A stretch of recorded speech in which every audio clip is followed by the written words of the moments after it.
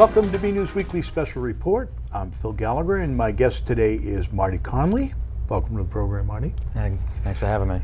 Marty is a middle school English teacher, actually 6th grade at Marshall Simonds Middle School, and he's a budding author with a debut book entitled The Dead Man's Story. That's it. Okay, so let's start from the beginning. You grew up in Chelmsford, hockey player there.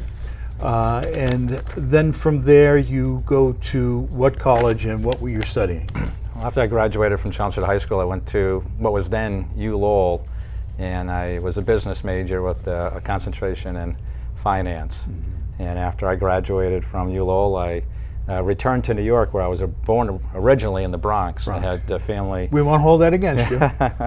I love New York, and I love this area in Boston as well. But I had some family back in New York, and I had an opportunity to work on Wall Street, which I did for a few years. Mm-hmm. And that was a great experience, and I wound up staying in New York for about 15 years. Right. What were you doing on Wall Street? I was working at the American Stock Exchange. So I was just kind of some back office support with the traders that were down on the trading floor of the exchange. So I'd kind of shuttle back and forth sometimes to make sure that they were getting the services that they needed. So those were the paper experience. Ticket days, or had technology permeated the exchange? Oh no, the ticket days and the hand signals and everything else. It's all changed, but it was old style back then. Mm-hmm. Yeah. So you get tired of the exchange, or you're looking at some other things. So what happens next? Well, the market crashed in '87, so whatever I was there. I was in the business. Being the king of Wall Street kind of got washed up. So. So I wound up jumping into sales at that point. Mm-hmm. and that's what I did for the next basically 20 years until I made the switch into teaching. Mm-hmm.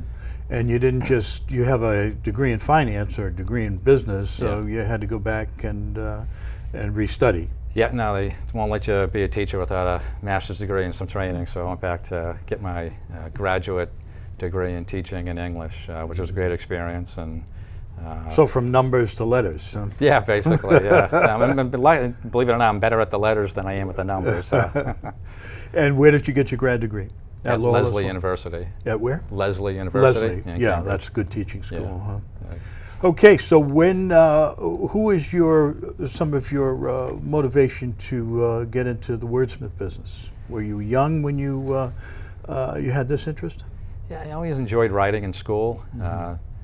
My teachers were always great. They always supported, and encouraged me to keep writing. Never really took it any further than that. I didn't major in English in college. I had other plans, but it was always in the back of my mind that, writing is something I always wanted to try if I ever had the time and the opportunity.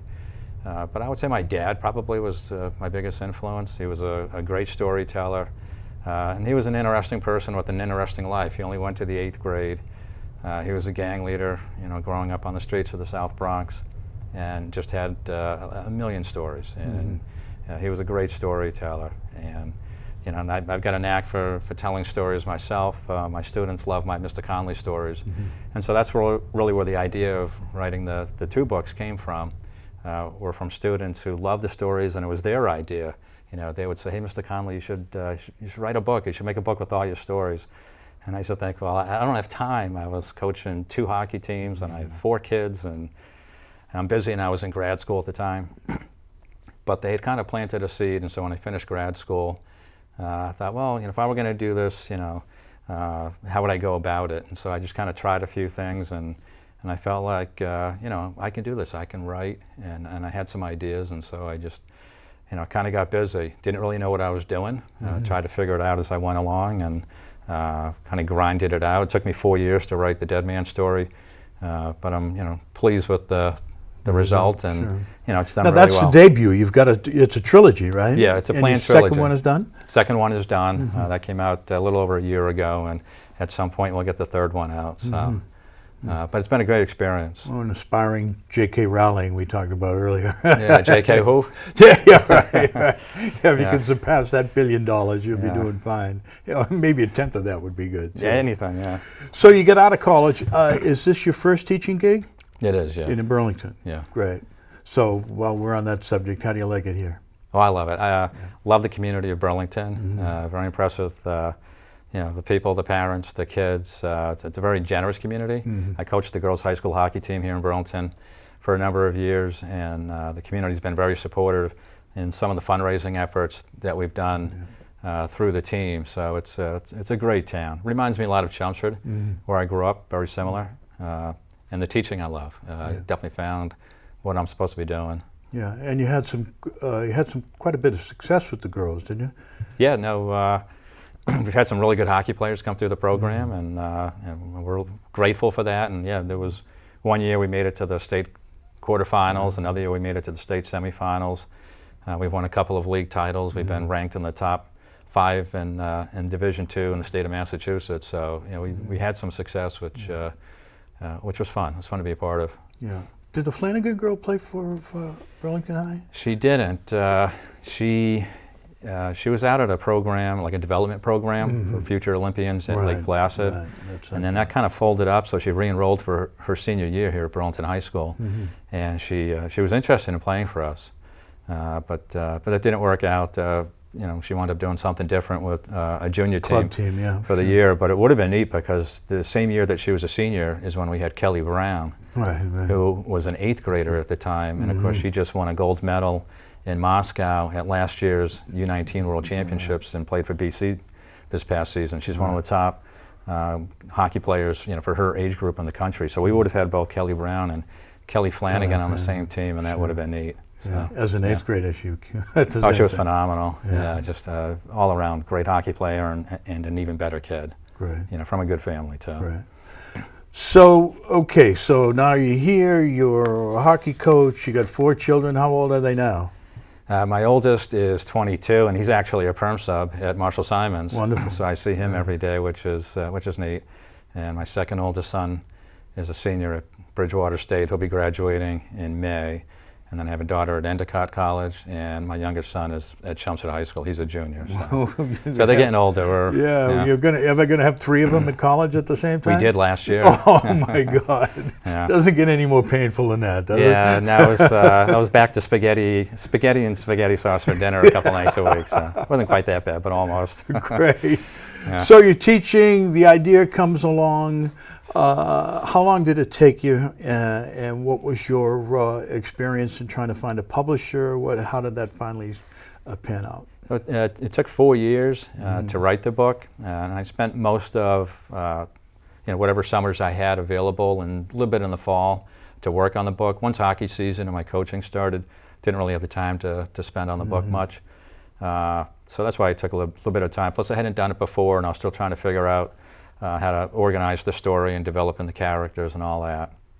Second book I did in 2 years, about half the time, just because everything was kind of in place. It was just a matter of kind of putting it together and continuing putting the it all together. Storyline, sure. Yeah, with the publishing as a competitive business, it's really difficult to be traditionally published. But nowadays with technology and digital printing, self-publishing is an option, and that's what I decided to do. Well, much like the music business now, we can bypass the tastes of whatever little pithy comments the publishers might want to make about your work, and you can put it out there yourself. Yeah, no, as a matter of fact, I have a nephew that he just graduated from college, and he's working on Wall Street.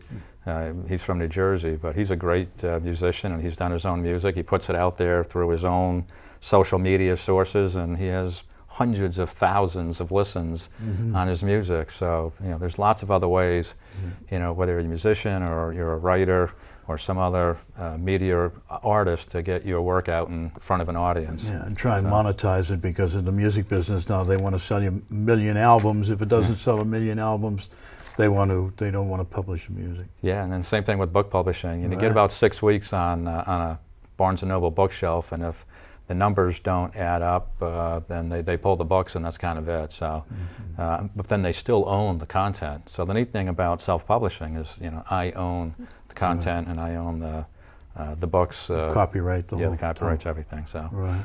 So I can continue to monetize it, for life. Right. Now, for those aspiring young authors and old authors out there, Give us a little bit of the mechanics of writing now. There's a lot of technology out there. Is there an application that's on the computer that is like an editing aid or an authorship aid, or is there something that helps other than just spell check? There's tons of apps that are available to help you manage the content of putting a book together. Characters, chapters, scenes, plot lines, all of that. I wound up not doing anything like that. It became more work to manage the app than it did to write the book. So I just used Google Docs, and then I created my own outline in Excel spreadsheets or Google worksheets or whatever, that I would kind of manage all that plot line. And so did you pre-write the chapter titles and then fill in the content in the chapters? Sort of. Roughly outlined the book. And there's different ways of writing. Some people like to just write the first sentence and then go wherever it takes them. I need more of an outline, especially where my books are cozy mysteries. So I have to know how the book ends before I really get started. So I rough outline them, and then I would just begin writing the chapters, and then to kind of put the chapters together and then go back and do the proofreading and editing process, which is interesting because when I first started writing, and there's another reason why it took me so long to write the first book is I painstakingly try to write a perfect first draft because I didn't want to have to do a lot of proofreading and editing. And what I discovered when I did go back and do the proofreading was that was my favorite part of the writing process. So what happened when I wrote the second book is, it was a much quicker process to put the book together because I couldn't wait to actually start the proofreading and editing part of the writing process, and that's where the magic happens, and and that's the part that I enjoy the most. Okay, so who is your target audience? Before we get into Protagonist here, who is your target audience?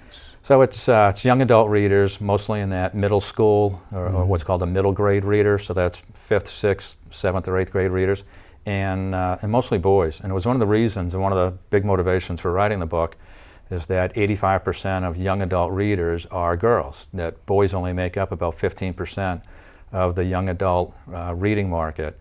And as a teacher in middle school, it's apparent to me that there's not enough boys reading enough books. I can see it in their writing, their vocabulary, their grammar, everything. So that's why women outlive us. That's why they live. And they'll be running the world someday too. So, oh, God help us. I didn't say that. And I didn't say that either.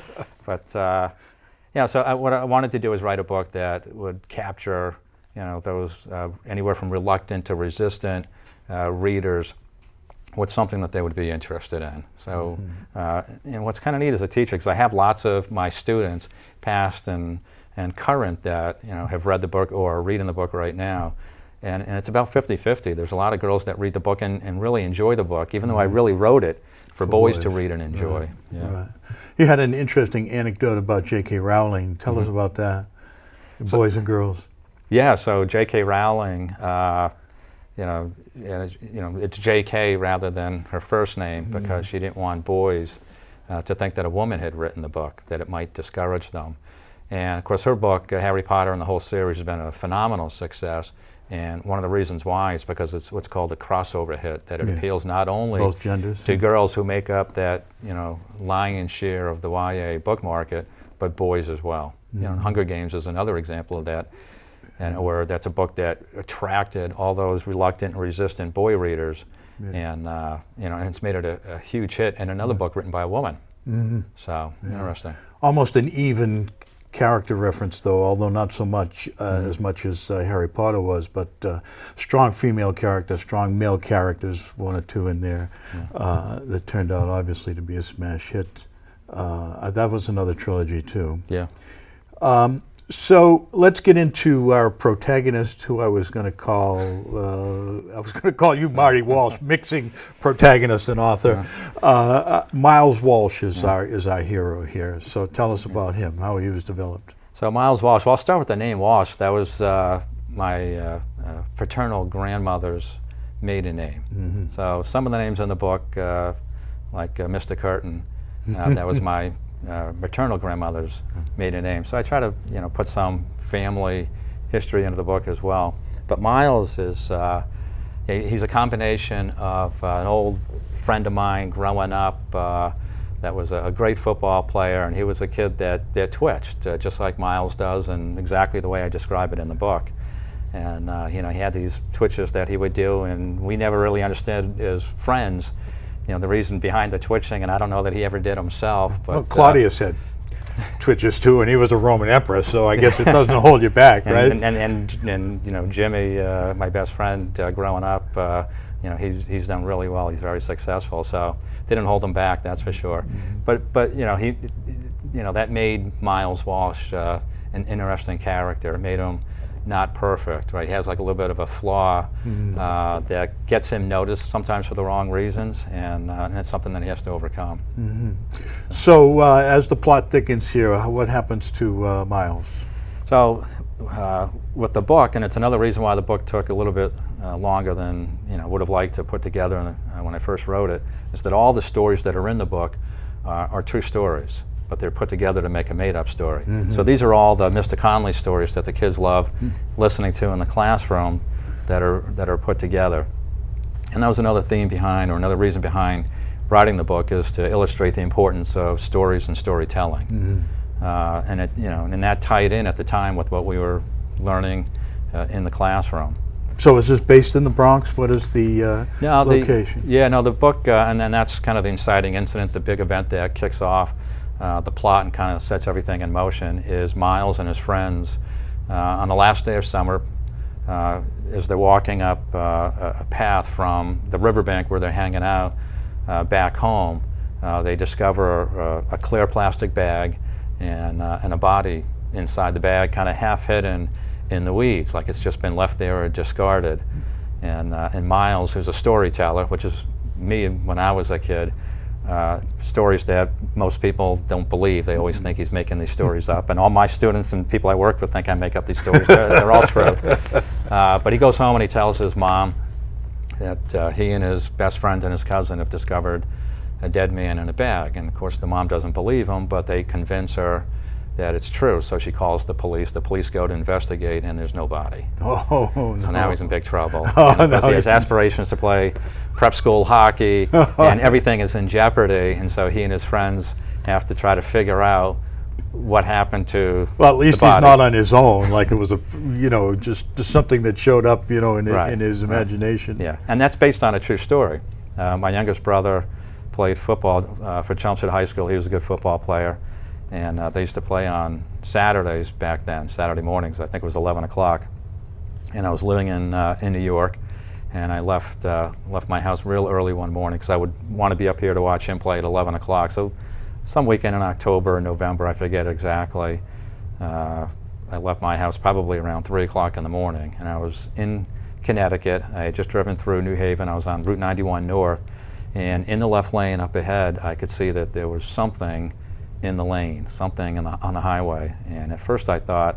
So you like the first automobile that sees this? Well, it's early in the morning on a Saturday morning. Yeah, Figure sure. 6 o'clock, 6:15 in the morning. It was just beginning to lighten a little bit, and just enough for me to see that there's something in the road. So I was in the left lane. I move into the center lane, really curious what this thing is. At first I thought it was a bag of garbage, and then I realized it's not garbage because whatever it is, it's in a clear plastic bag.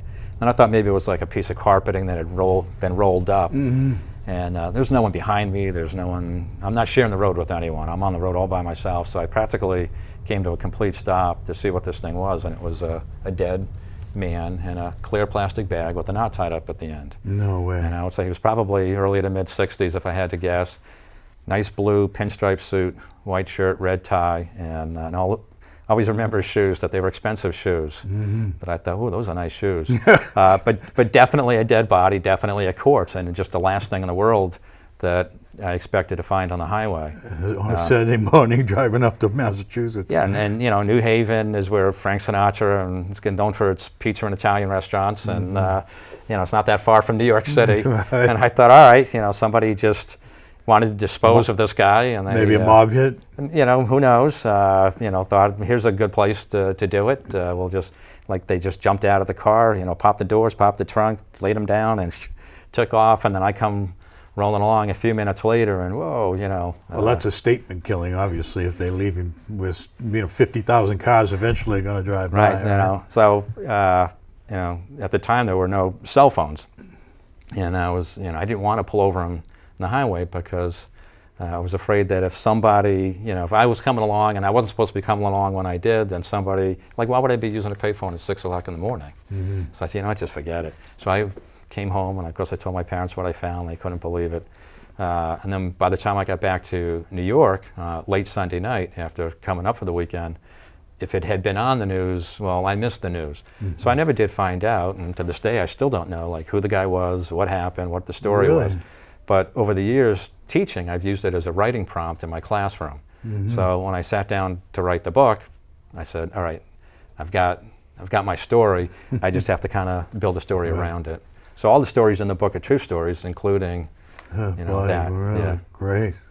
I may have changed some things around to fit the book, but all the stories are true. So what about middle school issues? Are you addressing those in terms of a lesson type of format through storytelling? Yeah, it's we read some great stories in our curriculum in 6th grade, and what's neat is having written a book is I just read differently. So there's an old maxim: if you want to be a better writer, read more, and if you want to be a better reader, write more. So having written a book, which not many people do, I'm a very different reader, and it makes me a different teacher in the classroom. Mm-hmm. So when I talk to the kids about reading and what to look for when they're reading, or some things that they should be doing in their writing, well, I've done it. Mm-hmm. And that was another reason that I wrote the book, is whether anybody ever read it or bought it, was kind of besides the point. I wanted to see if I could do it, and then I expected or anticipated that it would make me a better teacher, and I think it has.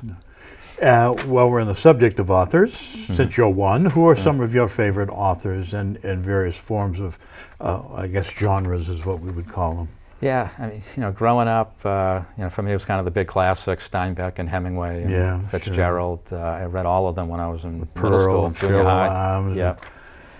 But my favorite author is Cormac McCarthy. Yes, he's the author of All the Pretty Horses, The Road. Mm-hmm. He won the Pulitzer Prize for The Road. He's just a phenomenal writer, and he's from Rhode Island actually, and then his family moved to the Carolinas, I think it was, West Virginia. But I love his writing, and another great storyteller. Now let's shift gears a little bit. We only got a couple of minutes left. So you talked about self-publishing, but self-publishing is one thing, but self-marketing is another, as I'm sure you're familiar with, having been in sales, which I'm sure you found is helpful as well. But how are you going about, what kind of strategy do you employ in terms of getting your name out there as an author as well as your work? Yeah, social media obviously is a great platform to get my name and my books out there. But I've been lucky enough to do several book signings here in Burlington at the Barnes & Noble. They've been really supportive, and the Barnes & Noble in Nashua as well. I've done programs like this for other local cable channels, and I always appreciate the opportunity. I've had a couple of teachers, a couple of schools purchase my book and read the book, and I've gone and done book talks for them as well. So, and I enjoy talking to kids about reading and writing and about my book and about the stories, and I've also been lucky that for the past 3 years we've read my first book, The Dead Man's Story, as part of our reading curriculum. So not part of the English curriculum, but part of the reading curriculum. So that's given me an opportunity to talk about the book with kids, and kind of through word of mouth. The book has managed to do okay. Jk Rowling doesn't have to look behind her shoulder anytime soon. Not immediately, anyway. Not immediately. But how do you enter into the library market? I know it's here, and it's at the high school, at the middle school, but nationwide there's a lot of market there in terms of libraries. How do you enter that market? To be honest with you, I haven't even tried. Burlington carries the book. Here locally, and their library in Chelmsford does as well. But it's a pretty tough process to have your book picked up nationally by the library systems. There are definitely barriers for self-publishers to certain markets. You kind of have to, find your audience in different ways. Well, I only know in a small way being a library trustee, but we actually have book buyers who add to the shelves annually with our book budget. Have you sat with Mike Wick at all from the library? I haven't, Director of the library. I think he'd be a great resource for you in that particular arena. He's a very knowledgeable guy, and he runs a great library for Burlington. So you might find that interesting. Absolutely, thank you. So the next book is out. The next book is on the web, and it's on you. You also have a blog. Tell us about that. Yes, I just try to keep any interested readers up to date with some of the things that I'm doing, some of the activities that I'm doing around the book, and some of that's what we're doing with the book in school, and book signings and TV programs and things like that. I've also posted some pictures of local sites where some of the story takes place, including the water tower, which there really was a water tower, and my buddies really used to climb to the top of the water tower, which was crazy. Don't anybody do that at home? Yeah, don't do it here. There's too many antennas up there that pay a lot of rent for us. I guess we gave you something to hang on to. But So we've only got 1 minute or so left here. Tell me about what happened at home when you approached the missus about, I think I'll be an author? So, of course, I didn't want anybody to know I was writing the book, because I didn't know if I was going to actually write the book and then what was going to happen. And so I would kind of stealthily find, pockets of time here and there to be working on it, which I was doing on my laptop. And, of course, I was spending an inordinate amount of time on my laptop. And finally, at one point, we were actually on vacation with my wife and her family up in New Hampshire. You're not chatting with another woman, are you? Well, no, but so it's kind of a rainy, windy day. We were at a lake house, and I thought, oh, perfect. I can, everybody's just playing card games downstairs. I'll go upstairs and I'll spend some time on the book. I was on a roll. I think it was chapter 9, and about 20 minutes later, my wife comes up, and I'm on the laptop, and she's like, "What are you doing?" I said, "I'm just getting some work done." "Why?"